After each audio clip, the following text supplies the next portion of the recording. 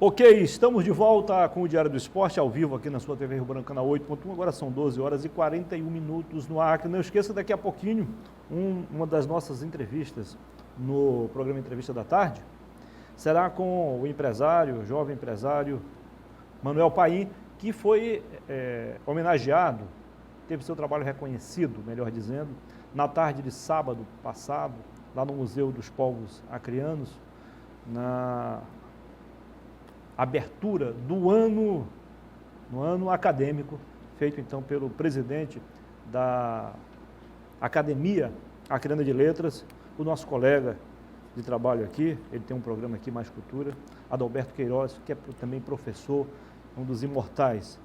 O Manuel Paim, além de disponibilizar livros para quem quer, de fato, ampliar seus conhecimentos, ele também incentiva a produção de livros, a produção literária. No mínimo, nos últimos 10 anos, uns 50 livros foram lançados, né, Paim, com seu apoio, né, com a sua ajuda. Legal, é importante isso, a nossa cultura precisa certamente disso. Daqui a pouquinho, você vai conferir aqui entrevistas com jogadores do São Francisco e também do Maitá, os dois times que fizeram o jogo de fundo ontem, completando, portanto, a primeira fase do Campeonato Estadual versão 2024. Jamile, qual é o seu destaque agora? Muniz, com uma arbitragem bem polêmica, né? O São Paulo e o Palmeiras empatam no Morumbi, né? Isso mesmo. O jogo aconteceu ontem. O clássico terminou sem vencedor neste domingo. Em partida que fechou a 11ª rodada do Campeonato Paulista, o São Paulo largou na frente, mas sofreu um empate por 1-1 bem na reta final.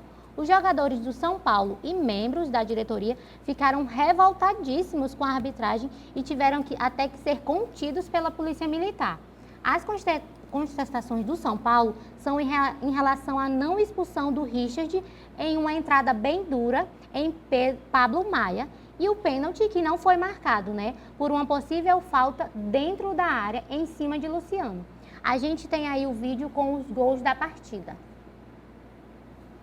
Os três zagueiros vai contigo. O Rios perdeu a bola, Lucas rolou, Ferreirinha ajeitou, devolveu, passou pelo Lucas, vem pancada, gol!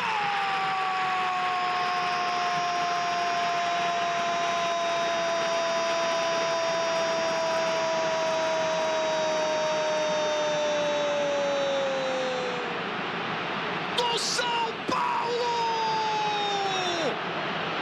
Alisson!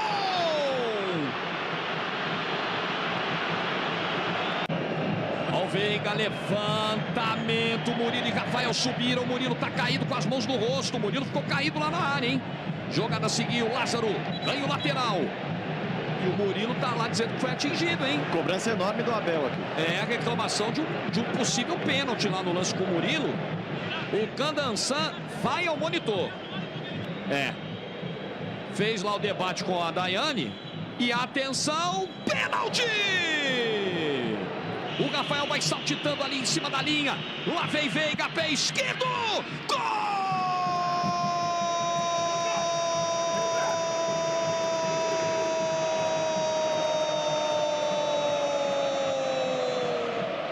Do Palmeiras!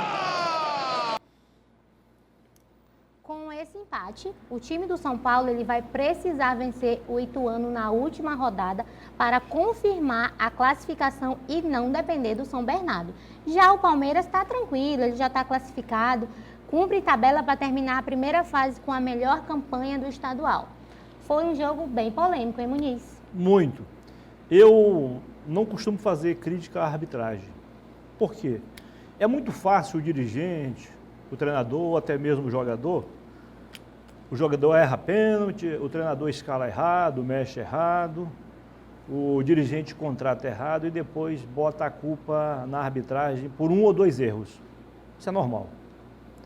Agora, ao mesmo tempo, isso é um fato. Agora, a Federação Paulista não tinha o direito de fazer a gracinha que fez ontem. No jogo pegado como aquele, todo mundo sabe, São Paulo e Palmeiras, até mesmo se for o futebol de várzea lá na rua, só o fato de envolver as duas camisas, isso já é suficiente para termos rivalidade e todo mundo querer ganhar ao mesmo tempo, ninguém quer perder. Então estava na cara que seria um jogo polêmico. Aí eles me mandam Matheus Delgado, eu nunca ouvi falar nesse árbitro. Se eu não ouvi falar, ele não é um árbitro conhecido. Se não é conhecido, não tinha como apitar um jogo daquele. Tem que aprender muito. Eu nem vou dizer que ele errou de forma exagerada, não foi assim. Não vou dizer que ele teve tendência para ajudar um, prejudicar outro, também não. Ocorre que quando isso acontece com qualquer atividade, em qualquer atividade profissional, e no futebol não é diferente, quando o árbitro transmite segurança para ambas as equipes, ele já adquire o direito de errar e não acontece nada de mal. Agora, ele não tinha o direito de errar. Para ele entrar para a história, ele tinha que fazer um jogo perfeito, não fez. Tem muita arbitragem que erra mais do que ele e passa desapercebido. Como ele é novato na parada, não tem nome ainda, aí qualquer coisinha... Agora, ele marcou um pênalti duvidoso, mesmo com a ajuda do VAR, e deixou de marcar outro, também duvidoso. Faltou critérios.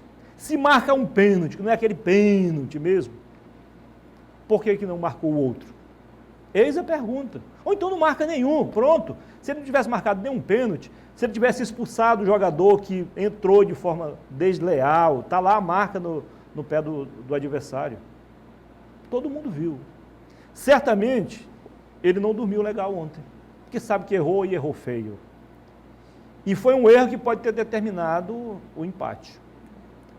O São Paulo poderia ter saído vitorioso se não fosse os erros da arbitragem de ontem.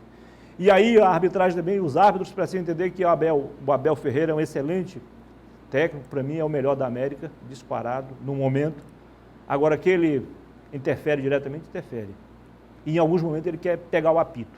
Se o árbitro não tiver pulso, não for enérgico, ele manda e desmanda no jogo. Essa é a grande verdade. Jamile, mais um destaque aí? Sim, Muniz. Nesse final de semana também, o Botafogo venceu o Fluminense, mas mesmo assim, apesar da vitória por 4-2, ele foi eliminado do Campeonato Carioca. É isso aí. O Botafogo, como eu já falei, venceu por 4-2. A partida foi nesse domingo, né, no Maracanã. E o Marlon Freitas marcou 2 vezes e o Raí e o Emerson também foram quem fizeram os gols do Botafogo, né? Mesmo com essa vitória, né, o time do Botafogo não conseguiu se classificar às semifinais do Campeonato Carioca. Isso porque o Vasco goleou a Portuguesa e garantiu a última vaga. Por fim, o Glorioso terminou em 5º lugar com 20 pontos conquistados.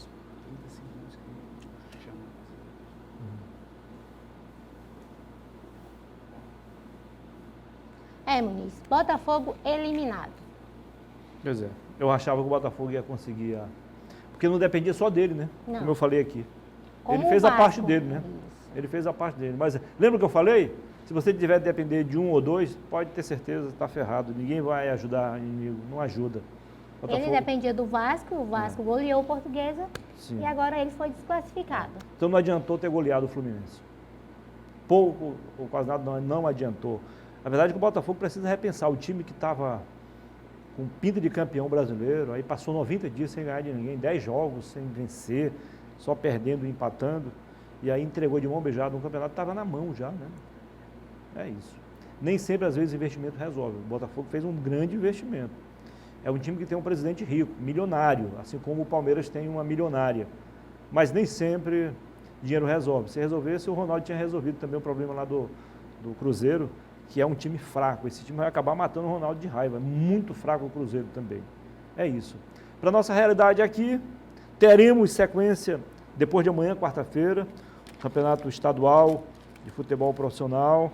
Teremos mais 2 jogos na quarta-feira, tá? Valendo pela 2ª rodada do Campeonato Estadual. Tá? Daqui a pouquinho a gente fala para você os jogos que darão sequência, então, a competição, porque temos daqui a pouquinho ainda, estamos devendo as entrevistas, né, do jogo de ontem entre no outro bloco? Então tá. Segundo bloco a gente roda então com as entrevistas, agora são 12 horas, aliás, 12 horas e 50 minutos no Acre. Até já.